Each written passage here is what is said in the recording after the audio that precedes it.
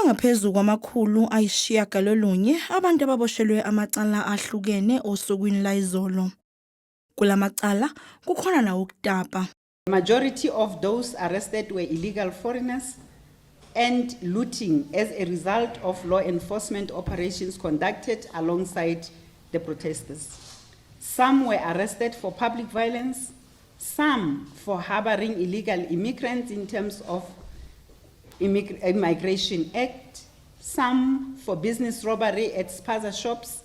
Amaphoyisa athi azoqhubeka nokuqapha isimo. Lokhu ke kuza njengoba iMarch and March idalule ukuthi sizobhikisha ngoLwezine isonto nesonto kulezi nyanga eziyisithupha ezizayo.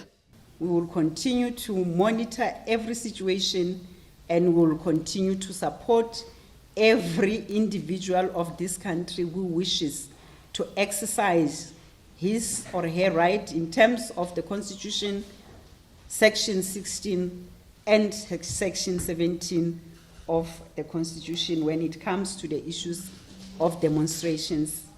Kusenjalo abamaphoyisa eGauteng bathi ukusebenza kwezindiza ezinophephela emhlane kanye nobunye ubuchwepheshe embhikishweni wayizolo kwenze kwalula umsebenzi wokuboshwa kwezigilamkhuba.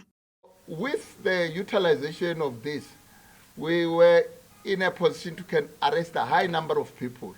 And I'm telling you, some of the people, they're going to struggle to get bail. They're going to struggle to get bail. The basis of the resources that we had and the cooperation that we've established with all law enforcement agencies in our province.